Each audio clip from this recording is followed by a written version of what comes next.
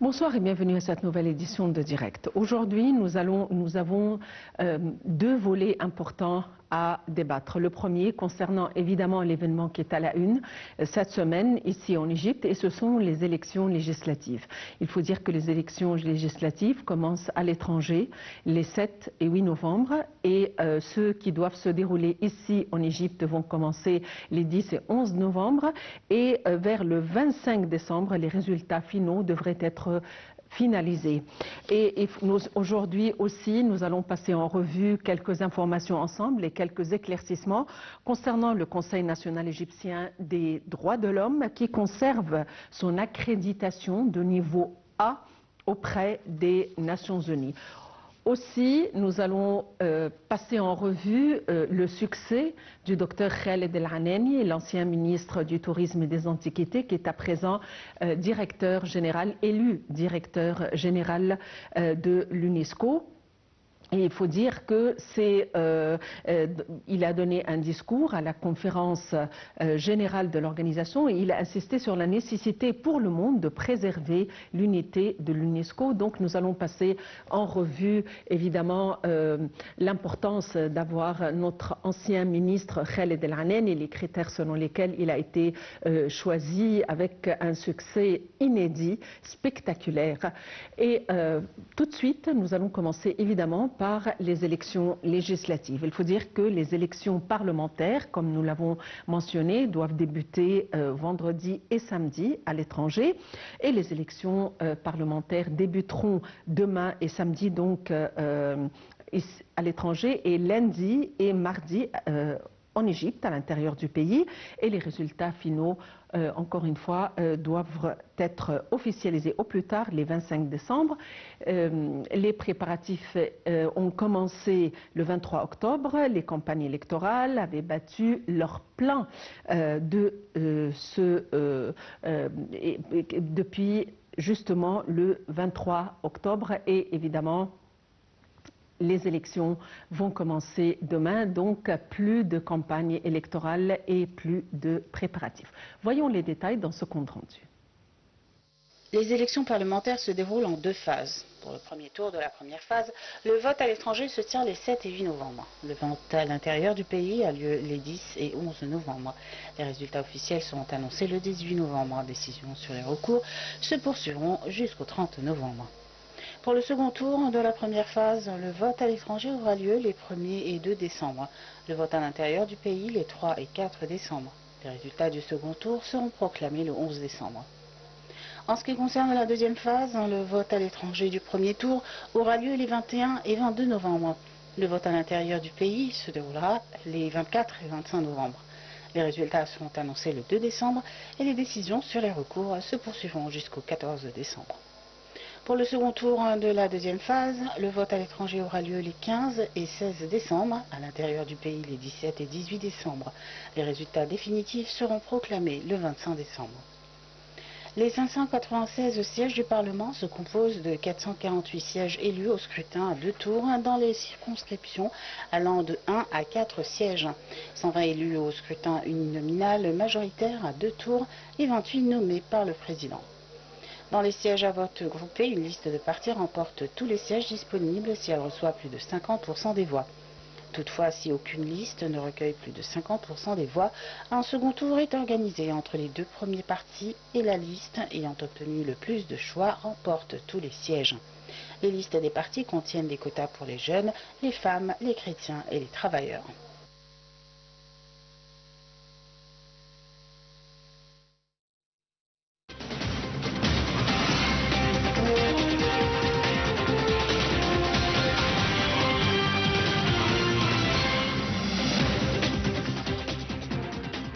Les élections législatives doivent commencer les 7 et 8 novembre à l'étranger et pour nous donner plus d'éclaircissements, nous avons le plaisir d'avoir en ligne M.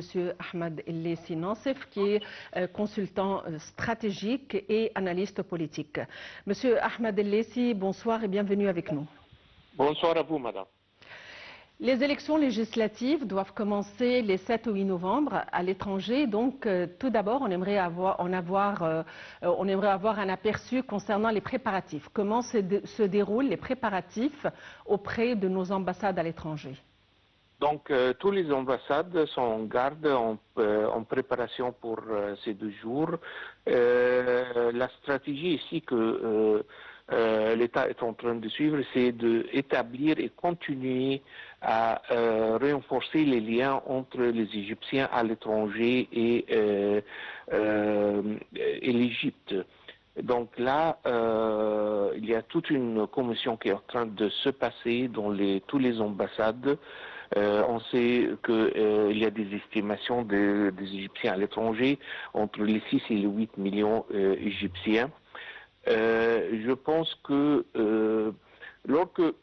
probablement ça ne va pas être énormément, le poids, ça ne va pas être énorme, tant qu'on a presque 100 millions là en Égypte, mais c'est l'idée que les Égyptiens, où ils sont toujours liés à le terrain mer, si vous voulez.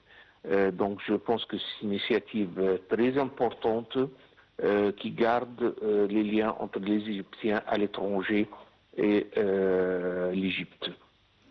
Est-ce que le dépouillage par la suite est effectué au sein des ambassades ou est-ce que les urnes sont envoyées en Égypte pour le dépouillage? Non, ce sont faits à l'ambassade en présence de son Excellence l'ambassadeur dans chaque pays, puis il envoie les résultats, les derniers résultats sont envoyés en Égypte pour que ça soit établi entre les résultats principaux des élections. Est-ce qu'il y a dans ce cas des observateurs pour s'assurer de la transparence du processus électoral? Tout à fait. Et chaque ambassade va avoir, juste comme en Égypte, un membre du département judiciaire de l'Égypte égyptienne et un juge probablement. Et aussi, on est toujours ouvert pour n'importe quelle organisation indépendante qui peut s'arranger pour avoir des observations pour le processus des élections. Et pour suivre les campagnes électorales, est-ce qu'ils suivent ces campagnes électorales des candidats en ligne? Est-ce que l'ambassade les aide de manière à faire parvenir les détails des campagnes électorales auprès des Égyptiens à l'étranger à travers des publications, par exemple? Pas vraiment. Les ambassades doivent jouer un rôle neutre. Ils ne peuvent pas aider n'importe quel parti pour garantir l'objectivité et leur position neutre dans les élections. Mais bien sûr, tous les candidats sont invités et sont encouragés à préparer leur propre campagne électorale comme il veut. Normalement, maintenant, avec la technologie, ce n'est plus difficile de faire ça à travers tous les outils technologiques qui sont disponibles pour tout le monde. Mais les ambassades n'ont pas des rôles pour aider les élections ou un parti contre l'autre. Ça, ce ne serait pas juste. Ils gardent une position neutre et objective dans les élections. À votre avis, dans quelle mesure la contribution des Égyptiens à l'étranger est vraiment importante? Est-ce que c'est une contribution importante aux élections, que ce soit les présidentielles ou les législatives, ou est-ce que, de par le fait de leur éloignement, c'est une participation restreinte? Je pense que, de point de vue chiffre, je pense que c'est un poids de 5 à 7% qui, normalement, ne va pas être énorme si on a 95 presque % des votes sont en Égypte. Mais ça reste sur le niveau moral, ça reste sur le niveau qualitatif, qu'ils restent liés, ils soient sûrs que ce n'est pas parce qu'ils sont à l'étranger, ils perdent leur droit de voter dans les élections. Donc garder ce lien, je pense que la contribution la plus importante. De point de vue chiffre, non, parce que tout simplement, il y a beaucoup plus d'Égyptiens en Égypte qu'il y a à l'étranger. Donc c'est très normal, statistiquement parlé, que le poids des Égyptiens en Égypte sont beaucoup plus importants. Mais là, c'est le lien. C'est ça qui compte. Monsieur Ahmed El-Lessi, à votre avis, quels sont les dossiers les plus importants que le prochain Parlement doit examiner minutieusement? Ben, on a pas mal des points qui sont assez importants dans cette période. Je pense que, on a l'histoire du barrage de la Renaissance en Éthiopie et la position que l'État égyptien peut prendre vis-à-vis ça. On a ce qui ont les relations les voisins de l'Égypte, ce qui soit au sud, à partir du Soudan, au sud, ou la Libye à l'ouest, ou Gaza, ce qui est en train de se passer à l'est. Et ça, c'est sur le niveau international. Sur le niveau local, on a les défis qu'on a dans la santé, l'éducation et l'inflation ou l'état de vivre et les programmes on a besoin de programmes sociaux que l'État a besoin de maintenir, et on a aussi l'histoire des dettes de l'État qui doit être gérée pour que ça ne passe pas les niveaux qui sont, disons que ça peut pas, que ça ne dépasse pas des niveaux qui peuvent négativement affecter l'économie égyptienne. Donc, ils ont pas mal de choses à considérer, à travailler dessus. À votre avis, quels sont les acquis ou quelles sont les réussites plus ou moins obtenues par la session parlementaire dissoute, la précédente? Tout simplement, il y a pas mal de lois qui ont été gérées et ils ont été, surtout sur le niveau économique, les investissements étrangers, ça se voit que on est sur la bonne voie parce qu'on est en train d'attirer des investissements avec des magnitudes qu'on a pratiquement jamais vues en Égypte. On a des milliards et des milliards de dollars qui sont en train de rentrer comme des investissements, surtout dans le tourisme. Et là, c'est très important pour l'économie égyptienne qui a besoin des investissements. De l'autre côté, je pense que l'économie, ça reste le souci le plus important pour tous les citoyens égyptiens. Et je pense que ça va être dans le focus ou du gouvernement qui vient prochain, ou de le Parlement, dans les deux niveaux du Parlement. Et finalement, au niveau des sièges et de la distribution des quotas, est-ce que les quotas varient d'une session à l'autre ou les quotas sont fixes, les quotas et les sièges accordés aux femmes, aux personnes à besoins spéciaux, aux jeunes?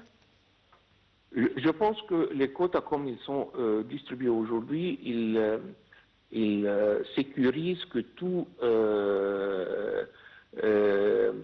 une bonne stratification de la société égyptienne, que tous même les minorités, que ce soit femmes, que ce soit religieuses, que ce soit autres, qu'ils sont tous bien représentés dans le Parlement, que ce ne soit pas un Parlement qui néglige ou néglecte les besoins ou au moins les voix de certaines minorités en Égypte. Et je pense que c'est ce mosaïque, c'est la diversification de la population égyptienne qui fait que l'Égypte est un pays très spécial. Et là, je pense que ça va être reflété à travers les quotas différentes dans le nouveau Parlement. Monsieur Ahmed El-Lessi Nassef, merci beaucoup pour votre intervention. Je rappelle que vous êtes analyste politique et conseiller stratégique. Nous sommes fiers d'avoir notre ancien ministre du Tourisme et des Antiquités, Dr Khaled El Anani, élu nouveau directeur général de l'Organisation des Nations Unies pour l'éducation, les sciences et la culture, l'UNESCO.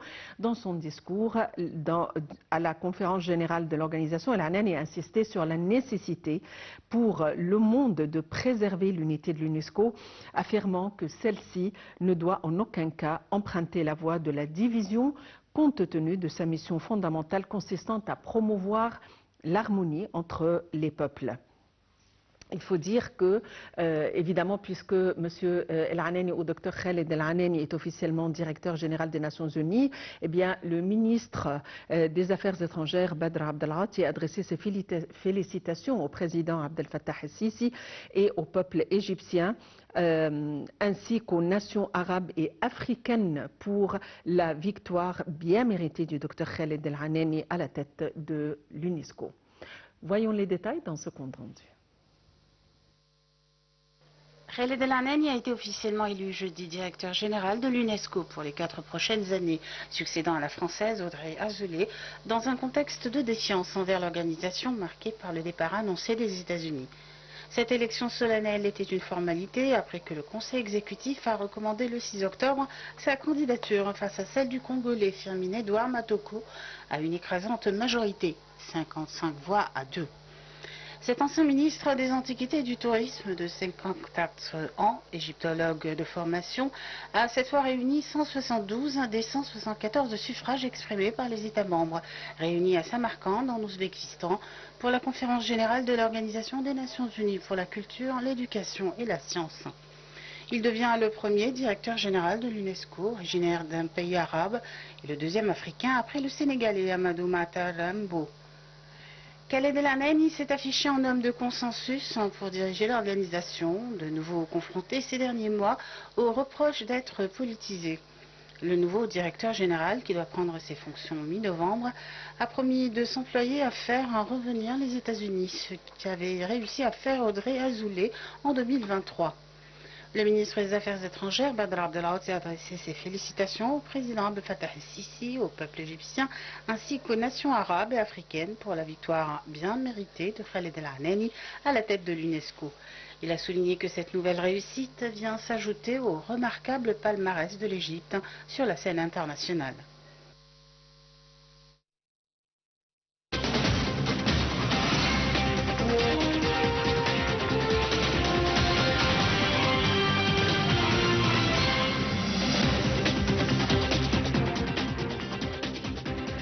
La conférence générale de l'UNESCO réunie aujourd'hui à Samarcande en Ouzbékistan vient d'entériner le vote le mois dernier du Conseil exécutif de l'UNESCO. Pour nous donner plus d'explications, nous avons le plaisir d'avoir en ligne son Excellence, Monsieur l'ambassadeur Medhat El-Miligi, l'ancien adjoint du ministre des Affaires étrangères. Monsieur l'ambassadeur, bonsoir et bienvenue avec nous. Bonsoir, merci pour l'invitation. Monsieur l'ambassadeur, tout d'abord, quel est l'intérêt ou quel est l'atout et l'avantage pour l'Égypte et le monde arabe d'avoir l'ancien ministre du Tourisme et des Antiquités, Dr Khaled El Anani, à la tête d'une institution imminente comme l'UNESCO? Eh bien, comme vous venez de le dire, cette victoire, je trouve qu'elle dépasse la personne de Dr El Anani, malgré tout son histoire et tout sa legacy totale avec... en tant que directeur du musée général, du musée d'Égypte, en tant que ministre de l'Antiquité. Mais je trouve que cette victoire vient faire... C'est une victoire diplomatique avant tout. Et une victoire du peuple égyptien et de son histoire, son identité. Alors, je trouve que aussi, on peut dire que avec cette élection, l'Égypte a retrouvé une position d'influence au sein des grandes institutions internationales telles que l'UNESCO. Alors, on parle ici d'éducation, culture, science, mais aussi l'arrivée d'un Égyptien à la tête de cette organisation va sûrement renforcer la voix de l'Afrique, du monde arabe, qui sont souvent sous-représentés dans ces grandes dans ces grandes instances onusiennes. Alors c'est donc, je trouve que c'est une victoire collective du Sud global, si j'ose dire le mot, qui crée un nouveau équilibre culturel mondial un peu plus juste et plus inclusif. Alors c'est pour ça que je trouve que c'est pas seulement une victoire égyptienne, mais c'est une victoire pour l'Afrique, pour le monde arabe, le Moyen-Orient en sa totalité. Monsieur l'ambassadeur, nous avons eu comme nouvelle que la conférence générale qui s'est tenue à Samarcande, en Ouzbékistan, a entériné le vote effectué le mois dernier. Que veut dire cela? Comment peut-on comprendre le fait que c'est aujourd'hui seulement que le vote a été entériné? Alors, comme on le sait tous, que c'est pendant la conférence générale que les élections qui ont pris place déjà avec une majorité écrasante, 55 voix contre 2 pour son opposant, ce qui s'est passé était attendu. Mais moi je trouve qu'il y a un autre côté aussi qu'on n'a pas vraiment, dans toutes nos célébrations, on a oublié de regarder attentivement. C'est qu'il y a eu 2 pays qui ont objecté à ce choix. On sait tous qui sont ces 2 pays et comment est-ce que ces 2 pays peuvent influencer de sorte à ne pas laisser le Dr Khaled bien travailler dans son poste sans problème. Alors je trouve que là c'est un point très important. Il y a un défi qui attend le Dr Khaled avec le baisse de financement qui peut être qui revient au retrait de certains États membres. Il y a certainement une nécessité de réformer peut-être la gouvernance interne, l'urgence de protéger plusieurs sites de patrimoine mondial qui sont menacés par les guerres, alors ou par le changement climatique, ou même, je pense à nous, je dis aussi, qui est menacé par le tourisme en masse. Alors, à part ces défis-là, il faut bien voir que ces élections qui ont pris place aujourd'hui, ou bien disons que l'intérim qui va se poser à partir du début de l'année, cela va poser des défis réels devant le Dr Khaled et on sera tous à côté de lui pour le pousser, pour pouvoir achever sa tâche. À votre avis, quels sont les défis ou les enjeux les plus importants qui se posent au mandat du Dr Khaled El-Anani à la lumière des circonstances géopolitiques actuelles? Alors, comme je viens de le dire, il y a les problèmes du financement dû au retrait de certains États membres, la nécessité de réformer la gouvernance interne de l'organisation. Et aussi, le Dr Khaled doit faire preuve d'équilibre, d'innovation pour préserver la neutralité et la crédibilité de l'organisation, tout en donnant une nouvelle allure, une impulsion à sa mission. Mais moi, je n'ai aucun doute qu'il pourra surmonter tous ces obstacles en pensant à son expérience, sa rigueur, son approche scientifique pour les problèmes. Il est fort probable qu'il saura redonner à l'UNESCO son rôle originel, celui d'un phare de la culture et de l'humanisme universel. À votre avis, quels sont les dossiers les plus importants sur lesquels il doit travailler? Alors, il y a plusieurs points. Je pense que comment est-ce qu'il peut convaincre, vous avez dit ça dans votre rapport juste avant que je commence mon intervention, comment est-ce qu'on a pu chercher, par exemple, un pays tel que les États-Unis qui était retiré de l'organisation, comment est-ce qu'on peut la convaincre à revenir? Parce que, étant donné qu'on a un problème de financement, il est certain, il est très important, il est même impératif d'essayer à tout prix que tous les pays qui peuvent influencer restent dans cette organisation pour qu'ils puissent jouer un rôle plus effectif. Et je pense qu'avec la présence de Dr Khaled, je pense qu'il pourra convaincre des pays tels que les États-Unis à reprendre sa place et à recommencer son financement, de sorte que l'organisation ne passe pas par des moments durs du manque de financement pour ses projets. Monsieur l'ambassadeur, quels sont les critères selon lesquels une personnalité ou un candidat est élu à la tête d'une telle organisation? Quels sont les atouts que cette personnalité doit avoir, que ce candidat doit avoir? Alors, il y a plusieurs points, mais je veux bien me concentrer sur le Dr Khaled. Une personne multiculturelle avec un passé dans l'archéologie, un professeur de l'université, un ancien ministre, comme vous le savez, l'ancien ministre du Tourisme et des Antiquités. Alors il incarne plusieurs identités,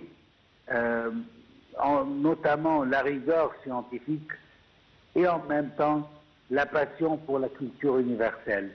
Alors je trouve que Dr Khaled, il a les deux qualités qui sont exigées pour pouvoir arriver à un poste comme celui-là. Je viens de dire sa pensée scientifique et en même temps sa passion pour la culture mondiale et son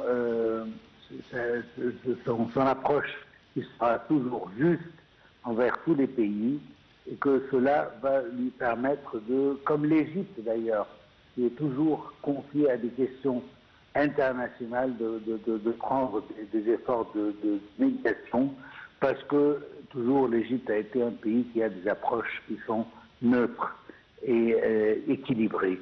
Et je pense que ce sera toujours l'approche de Dr Khaled de faire de même. Excellence, Monsieur l'ambassadeur Medhat El-Meligidi, vous êtes vous êtes l'ancien adjoint du ministre des Affaires étrangères. Merci pour votre intervention. Abordons un comité important au sein du Parlement, c'est le comité du droit de l'homme.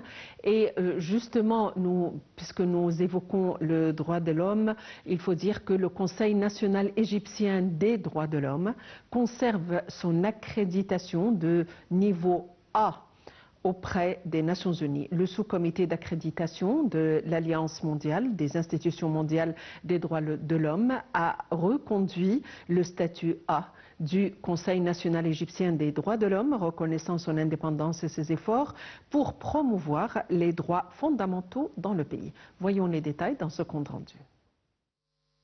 Le Conseil national égyptien des droits de l'homme a annoncé avoir conservé son accréditation de niveau A auprès du sous-comité d'accréditation de l'Alliance mondiale des institutions nationales des droits de l'homme. Un label qui consacre la conformité de l'institution aux principes de Paris, définissant les normes internationales d'indépendance et d'efficacité des organismes nationaux de défense des droits humains. Dans un communiqué, le Conseil national égyptien des droits de l'homme s'est félicité de cette décision, y voyant une reconnaissance internationale des efforts déployés par l'Égypte pour renforcer son cadre de défense des droits humains et pour aligner ses institutions nationales sur les standards internationaux. L'institution a souligné que ce maintien d'accréditation reflétait la confiance accordée à son indépendance et à son efficacité et saluait son action continue en matière de promotion des droits civils, politiques, économiques, sociaux et culturels, de traitement des plaintes, de suivi des lieux de détention, de dialogue avec la société civile et de diffusion d'une culture des droits humains à l'échelle nationale et régionale. Selon le comité onusien a salué les démarches entreprises par le Conseil national égyptien des droits de l'homme pour faire avancer sa mission, notamment sa coopération avec les instances étatiques dans le cadre de la révision de plusieurs textes législatifs avant la fin de l'année. Ces initiatives ont été présentées comme un modèle positif de coopération constructive entre l'État et les mécanismes nationaux de défense des droits de l'homme. Le Conseil national égyptien des droits de l'homme a exprimé sa profonde gratitude à ses partenaires institutionnels, gouvernement, parlement et société civile, pour leur soutien et leur collaboration, estimant que cette reconnaissance couronne un effort collectif et continu en faveur du respect des droits et des libertés fondamentaux. Le Conseil a réaffirmé son engagement à poursuivre son action conformément à la constitution égyptienne et aux engagements internationaux du pays, ainsi qu'à mettre en œuvre les recommandations émises par les organes compétents des Nations Unies. Le maintien du statut A consacre, selon le Conseil national égyptien des droits de l'homme, une reconnaissance internationale de son indépendance et de ses progrès institutionnels et souligne son rôle de modèle national de partenariat efficace entre l'État et la société civile pour faire progresser la réforme des droits humains et renforcer la position de l'Égypte sur la scène régionale et internationale.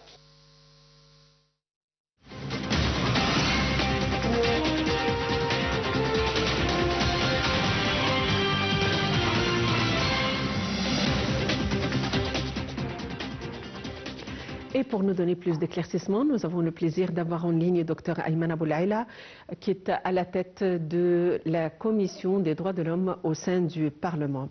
Dr Ayman Aboulaïla, bonsoir et bienvenue avec nous. Bonsoir et merci. Dr Ayman Aboulaïla, tout d'abord, on souhaiterait avoir des éclaircissements concernant le fait que le sous-comité d'accréditation de l'Alliance mondiale des institutions nationales des droits de l'homme ont reconduit le statut A du Conseil national égyptien des droits de l'homme. Que veut dire cela? Vous connaissez que l'Égypte a réalisé des progrès notables dans le classement de matière de droits de l'homme, dans tous les niveaux. On ne peut pas oublier, en 2021, il y a une stratégie nationale des droits de l'homme qui a présenté beaucoup de défis, et ces défis sont réalisés par terre. On ne peut pas oublier que les prisons maintenant sont transformées en des centres de correction et des réadaptations. Aussi, il y a un changement notable aussi dans le domaine législatif. Le dernier temps, la loi des procédures pénales a changé pour donner plus d'essence dans la matière de droits de l'homme. Alors, on réalisait beaucoup des étapes, bien sûr, ça a poussé le niveau et la matière de droits de l'homme au niveau international. Alors, maintenant, c'est normal que tu changes de B jusqu'à A, et bien sûr, ces changements et ces classements sont des progrès notables devant tout le monde.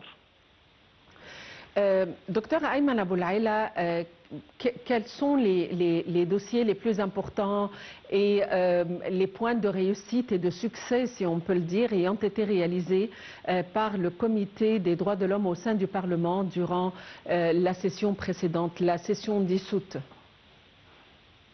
On ne pas et chaque étape dans la stratégie nationale des droits de l'homme 21-26, dans la commission, on fait le changement avec tous les gouverneurs et tous les ministres pour voir qu'il y a un centre de droits de l'homme dans chaque ministre.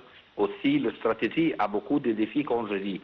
On ne peut pas oublier les droits des femmes, les droits des enfants, les droits des gériatriques. Alors, il y a beaucoup de lois et de droits qui sont applicables maintenant en Égypte. Et bien sûr, si le monde parle de droits de l'homme, on ne peut pas oublier aussi ce qui se passe en Gaza et Palestine dans la manière de droits de l'homme. Il n'y a pas de droits de l'homme dans tout le monde maintenant. Il doit retourner. Maintenant, l'Égypte, il y a une stabilité, il y a une sécurité qui pousse pour renforcer les chambres de droits de l'homme dans tous les domaines. Quels sont les enjeux sur lesquels, puisque nous sommes face à une nouvelle session, les enjeux face auxquels le nouveau comité ou la nouvelle commission doivent travailler? Bien sûr, pour travailler les droits de l'homme, il y a des droits sociaux pour la santé et pour le droit d'avoir une maison, les autres droits sociaux. Et bien sûr, il y a des autres droits pour les enfants et les droits des femmes, maintenant, tu dois préserver.